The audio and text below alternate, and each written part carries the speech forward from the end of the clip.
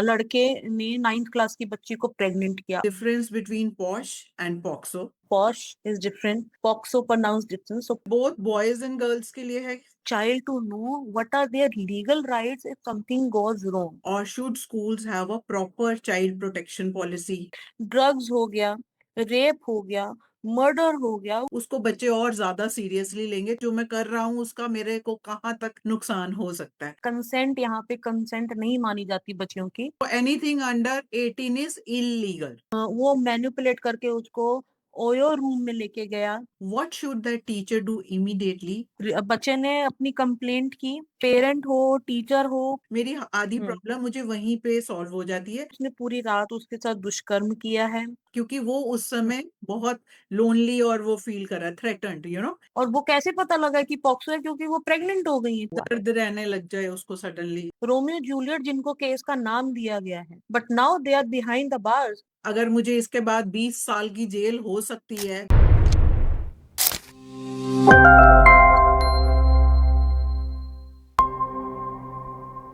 Every school says the safety of its students is its highest priority. But when a child tells a teacher something uncomfortable happened to me, does the teacher know exactly what to do? Should the school inform the parents first? Should it investigate the complaint internally? When does the matter need to be reported? And are POSH and POXO the same law?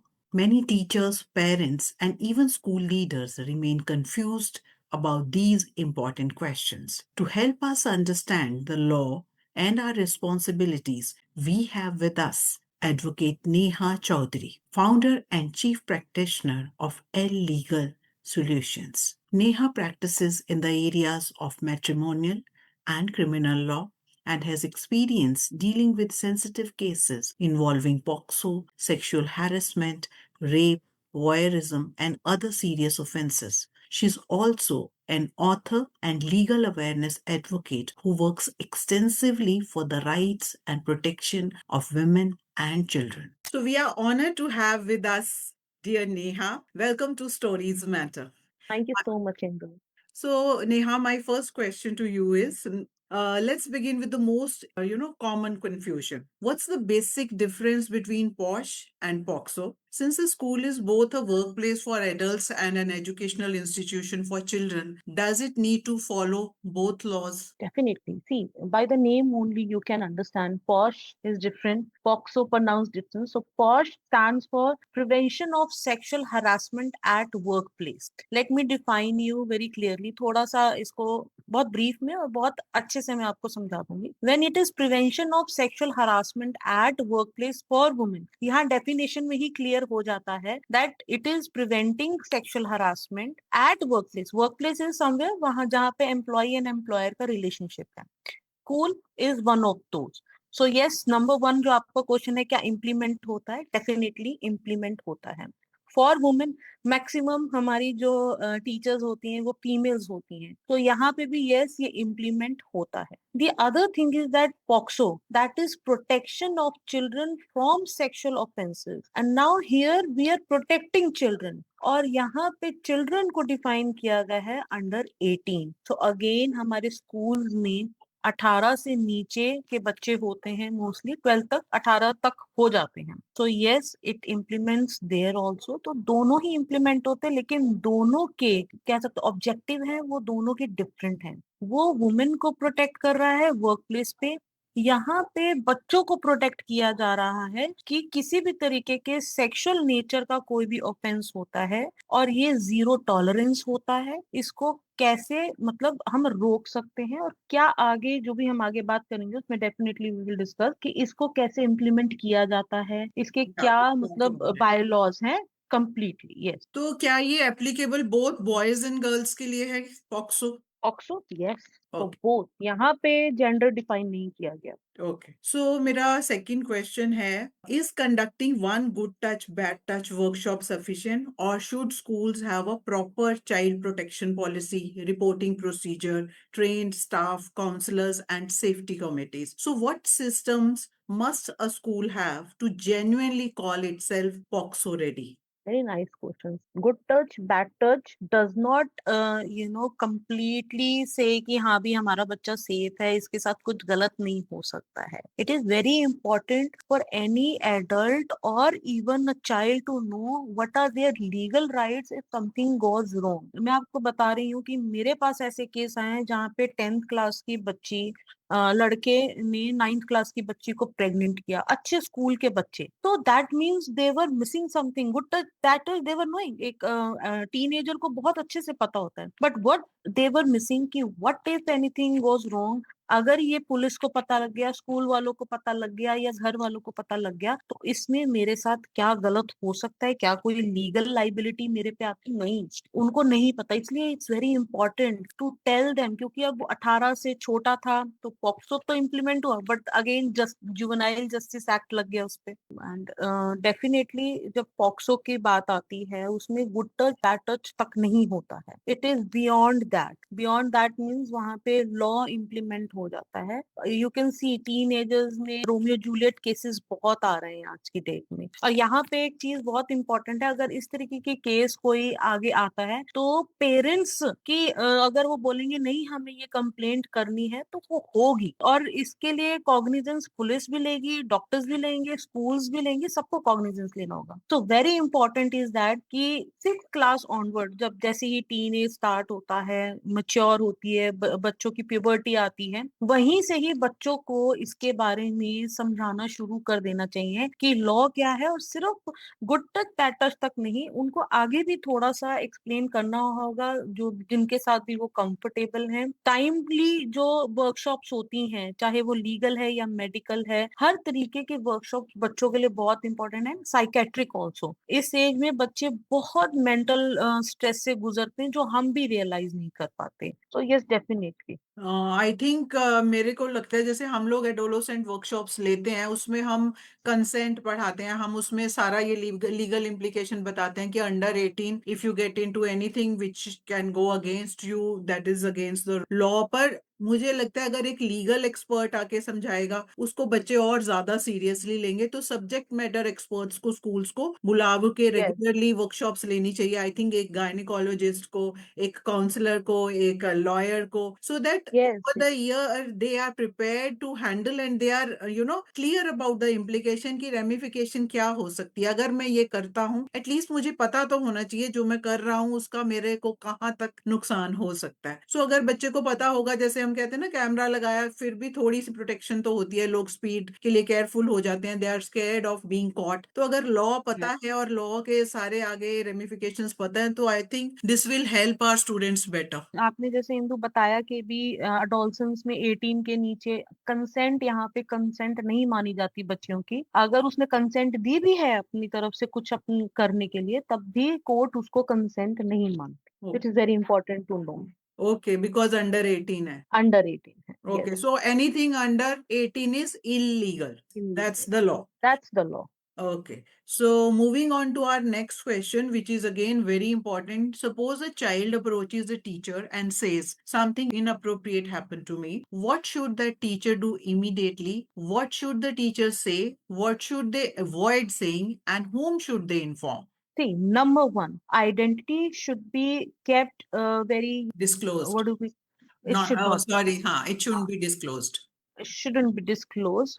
वो बहुत ही confidential रखना होगा, number one. Number two, उसको investigate करना होगा matter को, और उसको सीरियसली, क्योंकि मैंने बहुत बार सुना है टीचर से, वो कहते हैं बच्चे मैन्युपुलेट करते हैं. बच्चे मैन्युपुलेट हर बार नहीं कर पाएंगे, चाहे वो छोटा मैटर है चाहे वो बड़ा मैटर है, उसको सीरियसली लेना होगा. Proper counselling, there should be one counsellor, permanent counsellor in the school, जो कि इस मैटर को टेकअप करेगी. और अगर बहुत ही हीनियस क्राइम की तरफ ये जा रहा है, समथिंग लाइक हम डिग्री ऑफ ऑफेंसेस की बात करते हैं, विस्लिंग हो गई, कमेंट पास करना, बुली, आपने अभी एक केस देखा होगा, बुली किया 5th क्लास की हाँ बच्ची जी, को और बिल्कुल उसने, बिल्कुल, उसका भी हम अभी तो डिस्कस करते हैं. हाँ, तो इस तरीके की चीजों को एड्रेस करना बहुत जरूरी है, सुनना बहुत जरूरी है. और टीचर एक ऐसा, आई थिंक, एक वो सेकंड मदर होती है स्कूल में, कि हम इनके पास जाएंगे, हमारी बात सुनी जाएगी. आएगी। अगर वहां से नहीं सुना जाता, वो उन बच्चों के लिए और ज्यादा स्ट्रेस हो जाता है। सो इट्स वेरी इंपॉर्टेंट कि उसको एड्रेस किया जाए,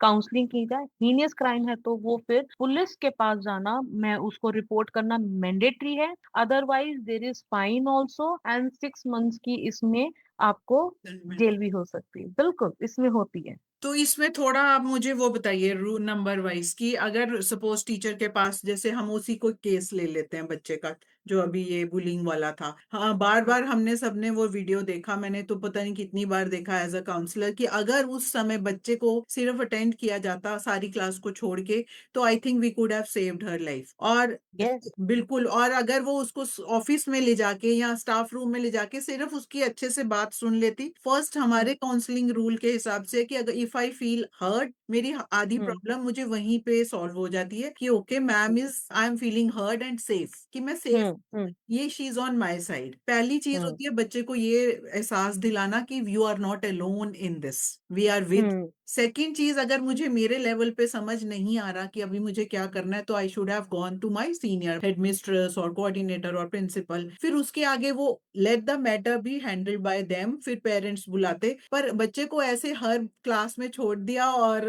you know what has happened. तो यहाँ से यस। हमें सारे स्कूल्स को आई थिंक बहुत सीरियसली ये चीज को लेने की आवश्यकता है कि जब भी हमारे कोई भी बच्चा बहुत डिस्ट्रेस्ड दिखता है, स्ट्रेस्ड दिखता है, तो उसको इमीडिएटली उस बच्चे को आपकी जरूरत है, बाकी class can be taken care by somebody else, so that child yes. Should be protected first, क्योंकि वो उस समय बहुत लोनली और वो फील कर रहा है थ्रेटन्ड, यू नो सारे मेरे अगेंस्ट हो गए। सो यहाँ पे अगेन लॉ, काउंसलिंग सबकी बहुत लॉ भी है। हाँ, इसमें ना एक इम्पॉर्टेंट चीज है Indu, there are sometimes the child will not come to you, what are the symptoms, क्या हम कुछ सिम्टम्स हैं ऐसे, तो कुछ ऐसे सिम्टम्स हैं like child is not liking particular person और अ प्लेस, ठीक है, वो वहां से नफरत करने लग अवॉइड रहा कर है, रहा है। अवॉइड कर रहा है। लाइक कोई क्लास वो अटेंड नहीं करना चाहता क्योंकि वो सर अच्छे नहीं है या टीचर अच्छी नहीं है, उसको कुछ लग रहा है। बेड वेटिंग का एक बहुत इसमें आया है कि बेड वेटिंग होती है बच्चों को, और मैंने ये देखा भी है।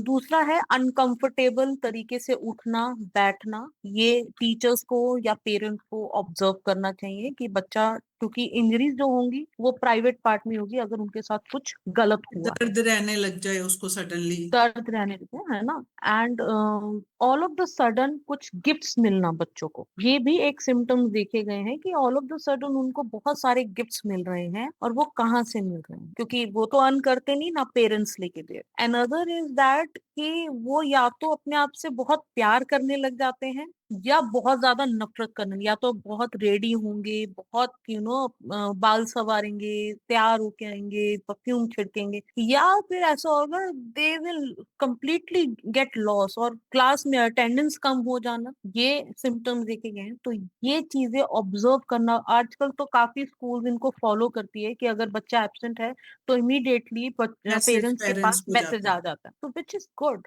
एंड पीटीएम्स में आई थिंक पेरेंट्स को खुल के बात करनी चाहिए जब एडोलसेंस के बच्चे होते हैं। कुछ सोशल मीडिया ने इतना एक्सपोजर दे दिया है हमारे बच्चों को, बहुत ही छोटी उम्र में उनको गर्लफ्रेंड बॉयफ्रेंड की चाह हो जाती है, लेकिन वो चाह कब क्या आपको एक लीगल लाइबिलिटी में डाल दें आपको भी नहीं पता। तो it's very important to talk openly. Indu, मैं ऐसे जेल में बच्चों से मिली हूँ जो कि जुवेनाइल केयर की जगह, ऑब्जर्वेशन होम की जगह, they are in the adult jail, and when I met them I see them they have done, मतलब कोई ऐसा आप ऑफेंस बता दीजिए जो उन्होंने ना किया।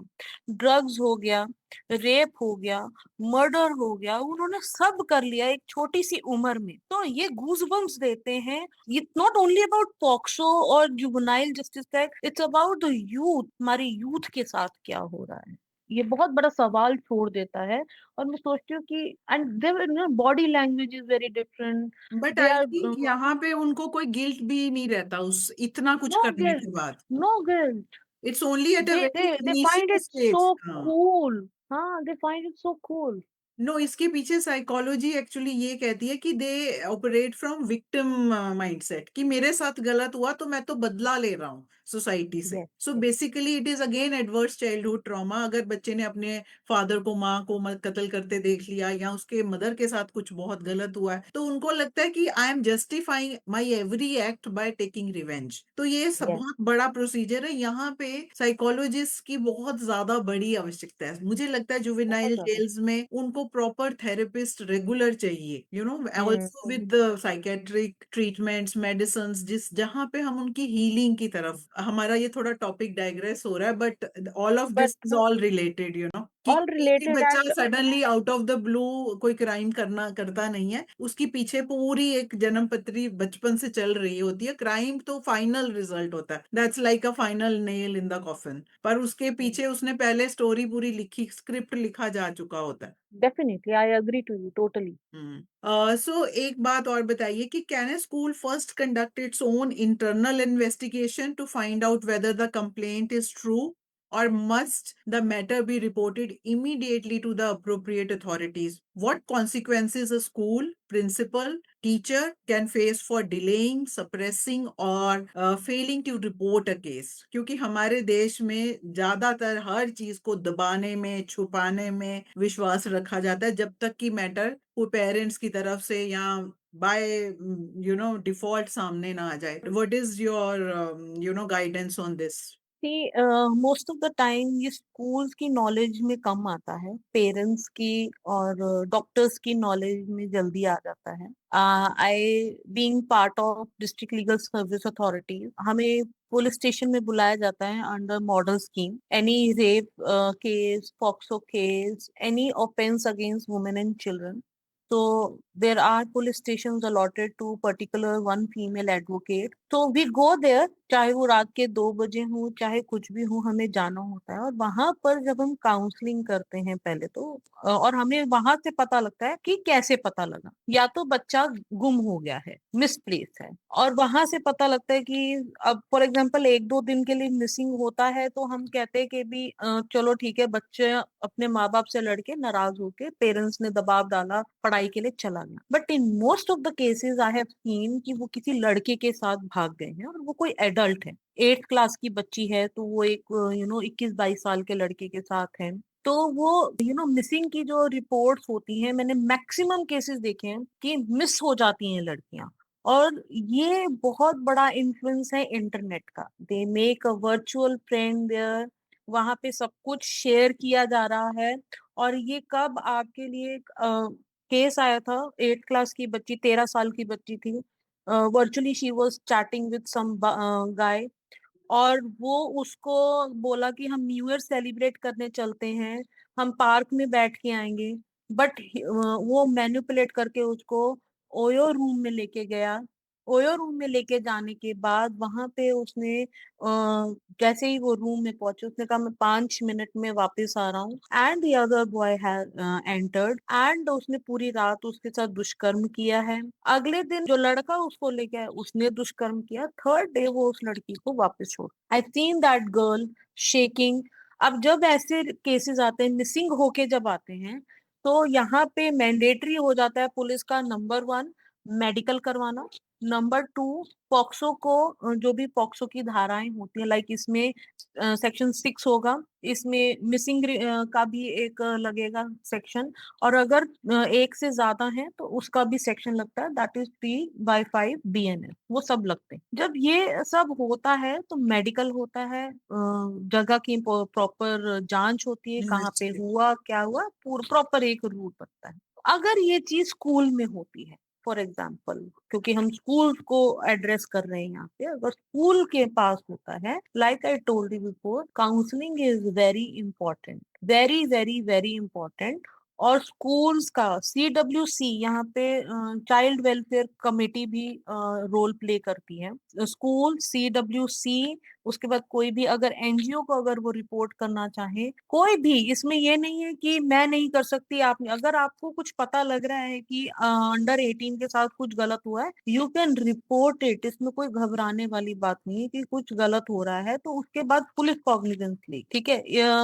एक केस आया था सोसाइटी में, 50 years adult, obviously old man हुआ वो, और उसने 7 8 साल की बच्ची को ऐसी जगह पे, उसको पता था वहां कैमरास नहीं है, ऐसी जगह पे लेकर गया, उसको इनएप्रोप्रिएट टच किया, and the girl complaint her mother की, that uncle touch me and I didn't feel good, it was a creepy touch. तो यहाँ पे गुड टच बैड टच का देखो कितना बड़ा रोल आया, he could find out that was a bad touch. तो यहाँ पे मदर वेंट टू दी, जो सीसीटीवी, जो वहां पे उनका पूरा वो होता है, उन्होंने वहां से सीसीटीवी फुटेज निकाली मॉनिटर रूम से, पुलिस स्टेशन गए कि दिस मैन सी, वो इशारा करके मेरी बेटी को अंदर ले गया, तो वहां से वो सीसीटीवी की मदद से एफआईआर हुई इस तरीके से। और इसमें बहुत ज्यादा जो होता है बच्चे का बयान, वो बहुत ज्यादा मायने रखता है। तो these are the steps, you know बच्चे ने अपनी कंप्लेंट की,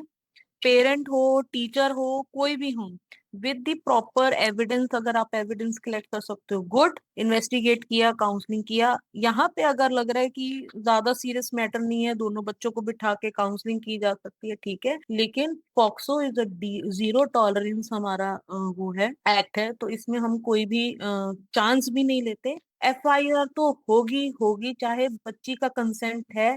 मैंने बहुत ऐसे देखे हैं यहाँ पे शादी करके मतलब कर देते हैं, लड़की की उम्र भी नहीं पूरी होती, प्रेग्नेंट 7-7 महीने की मैंने बच्चियां देखी हैं, बहुत केसेस देख लिए मैंने। और मुझे लगता है, और अभी एक जजमेंट आई है सुप्रीम कोर्ट की कि मुस्लिम लॉ का जो है, क्योंकि ये पर्सनल लॉ है, उसमें कहते हैं कि एज नहीं होती है, मैरिज की एज, जैसे हमारे में 18 और 21 है, वहां पे एज को कंसिडर नहीं किया जाता। लेकिन सुप्रीम कोर्ट ने अब ये बोल दिया है कि अब पर्सनल लॉ में भी ये नहीं चलेगा, पॉक्सो का अगर मैटर है तो उसमें अगर 18 से नीचे अगर कोई उम्र की बच्ची के साथ कुछ गलत हुआ है तो उसको गलत ही माना जाएगा। This is a very good step that supreme court has और टेकन। 20 साल की जेल होगी अगर प्रूव हो जाए। 20 साल की। हाँ, प्रूफ है वो तो, देखो it's non bailable offence. Non bailable मतलब नहीं, हमने भी ये जी भी जान सबको लगा पता दिया। होना जरूरी होना चाहिए कि अगर मुझे इसके बाद 20 साल की जेल हो सकती है अगर पकड़े गए या मैं ये पुलिस में मैटर रिपोर्ट हो गया, तो हम काफी, मुझे लगता है कि absence of law is also causing this, क्योंकि लोगों को पता ही नहीं है। आपकी जवानी खत्म, आपके वो गोल्डन जो इयर्स हैं वो खत्म, जहाँ पे आपने कुछ बनना था, कमाना था, माँ बाप के लिए कुछ करना था, अपनी फैमिली सेट करनी थी, सब खत्म है उसके बाद। मैं आपको बता रही हूँ इंदु, हमने साम दाम दंड भेद करके देख लिया, लेकिन हम बच्चों को बेल से आउट नहीं कर पा रहे। 20 साल की उम्र में वो एक 16-17 साल की बच्ची के साथ रिलेशनशिप में आ गए, एक म्यूचुअल कंसेंट से रिलेशनशिप में आए, रोमियो जूलियट जिनको केस का नाम दिया गया है, but now they are behind the bars, and parents जैसी बच्ची 18 की हो रही है उनकी शादी करा रहे हैं। और वो कैसे पता लगा कि पॉक्सो है? क्योंकि वो प्रेग्नेंट हो गई है, 3-3 4-4 महीने का बच्चा पेट में लेके चल रही है। तो नेहा, मुझे यहाँ पे एक चीज पेरेंट्स को कहनी है कि सब कुछ स्कूल के लिए पॉसिबल नहीं है। वो पढ़ाएं भी, आपके बच्चे को वैल्यूज भी दें, उनको ये सारे चीजों से भी बचाएं, उनको लॉ भी पढ़ाएं, उनकी मेंटल हेल्थ भी ठीक रखें। तो is it not mandatory for parents to keep their children aware of the law, कि वो घर में भी इन चीजों को खुल के बात करनी शुरू करें? हमारे देश में सारा दिन हम हर चीज की बात करते हैं, पर जिन चीजों पे खुल के पेरेंट्स को अपने बच्चों को अवेयरनेस देनी चाहिए वो हम शायद नहीं दे रहे। तो आपको क्या लगता है कि किस एज से हम बच्चों को ये पॉक्सो और उनके लीगल राइट्स के बारे में बता सकते हैं और पढ़ा सकते हैं? Definitely. See, it's very important, parents का role. I tell every parent that there is no shame telling your child that you love them, है ना? चाहे दिन में 100 बार बोलना पड़े, because if any anonymous person on internet will start praising your child और वो वहां पे carried away हो गया, और क्या हश्र लेके आएगा, बहुत केसेस हमने देख लिए। तो मुझे लगता है पेरेंट्स का जो रोल है यहाँ पे, it's all about sacrifice, it's all about your children.